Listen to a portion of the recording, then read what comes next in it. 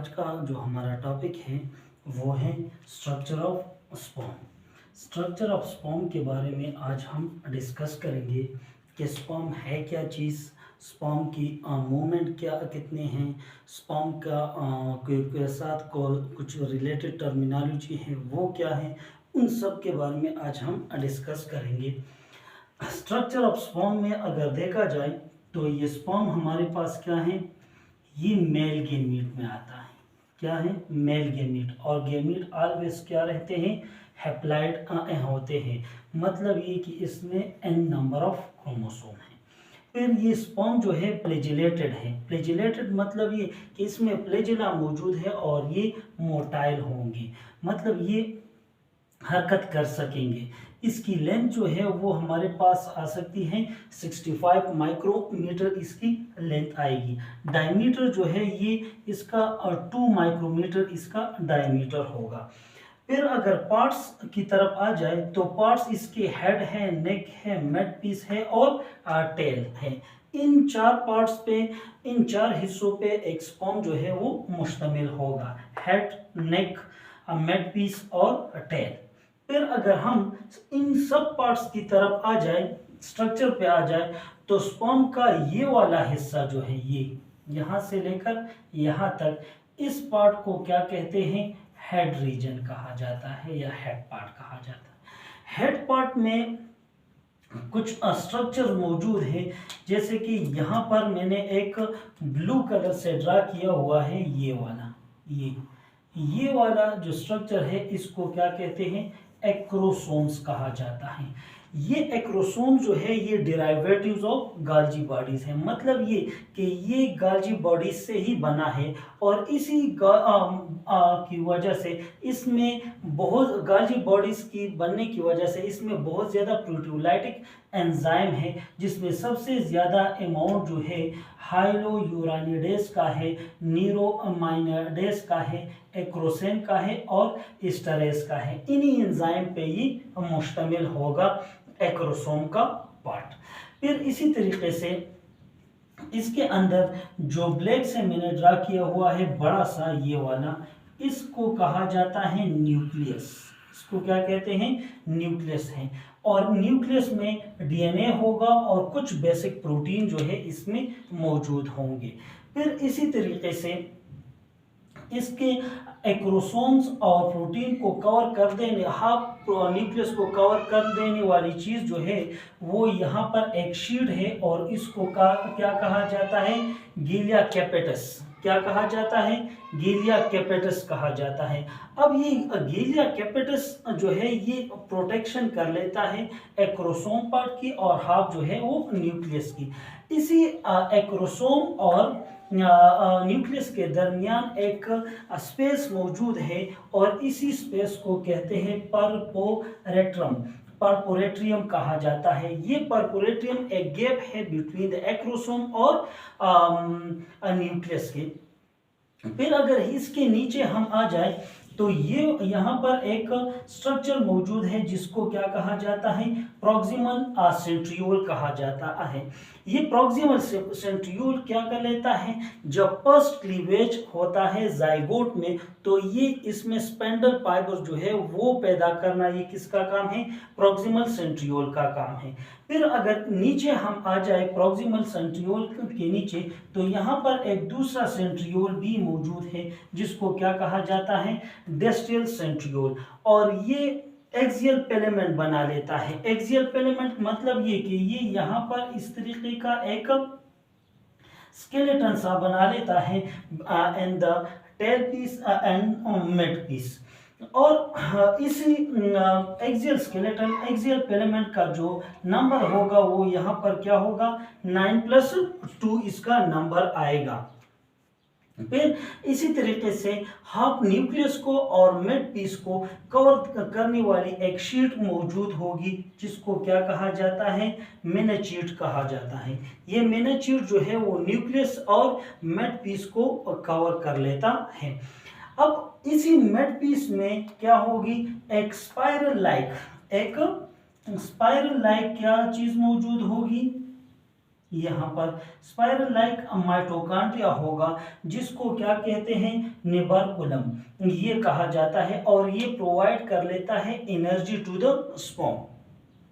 अब इसके बाद जो पार्ट आ जाता है उसको क्या कहा जाता है, ये वाला पार्ट, ये वाला पार्ट क्या है, टेल पीस है, क्या है, टेल है। और ये वाला पार्ट जो है ये क्या है, मेड पीस है, मेड पीस है। और ये वाला पार्ट जो है इसको क्या कहते हैं, नेक। जैसे कि मैंने यहाँ पर हेड, नेक, मेड पीस और टेल का बता दिया।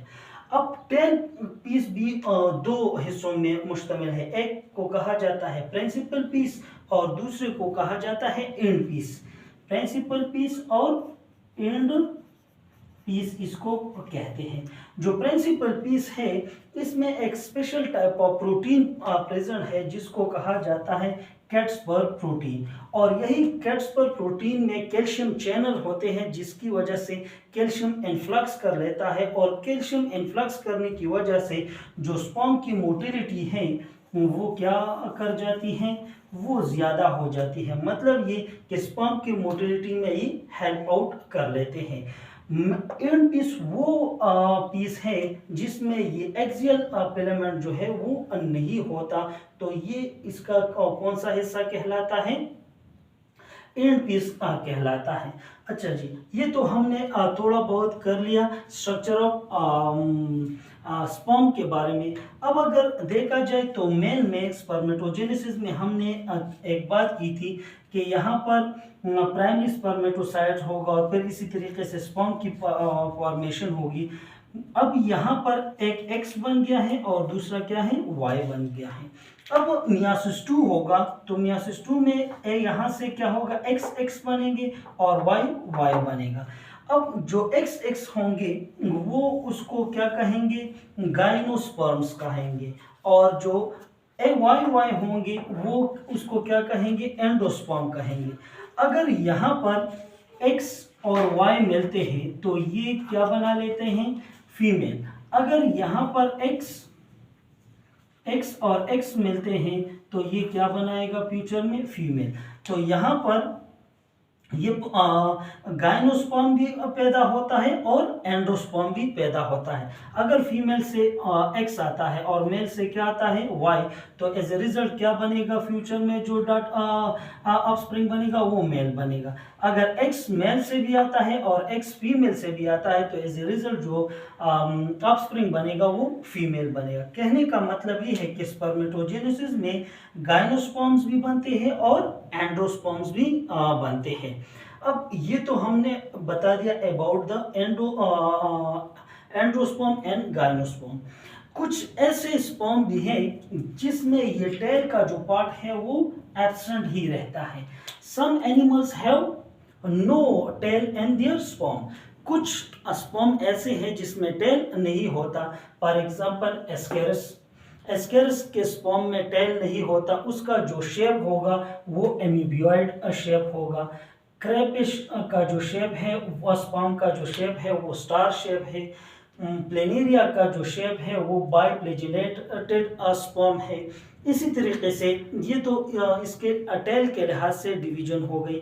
अब यहाँ पर स्पीड ऑफ स्पर्म, एक स्पर्म जब सीमेन में होता है तो सीमेन में इसकी जो मूवमेंट होता है वो 1 मिनट में 1.5 mm स्पीड जो है वो इख्तियार कर लेता है।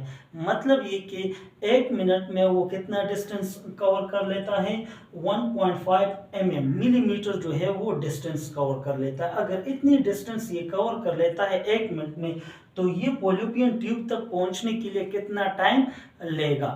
तो यहाँ पर मैंने लिखा है कि 30 minutes are required to reach end the fallopian tube of the female reproductive system. जहाँ पर फर्टिलाइजेशन होगी तो वहाँ तक स्पर्म के लिए जो टाइम रिक्वायर्ड है वो कितने मिनट्स होंगे, 30 मिनट्स जो है उसके लिए रिक्वायर्ड होंगे। मतलब ये कि एक स्पर्म की एम्प्यूला रीजन तक जहाँ पर फर्टिलाइजेशन होगी उसके लिए जो टाइम रिक्वायर्ड है वो कितने मिनट्स है, 30 मिनट्स है। अब जो स्पर्म की मैंने 60 और 40% लिखी है, मतलब ये कि 60% स्पर्म जो है वो नॉर्मल साइज और नॉर्मल शेप के होंगे, मतलब ये कि ये इसकी हर एक चीज़ जो है वो एक जैसे होंगी।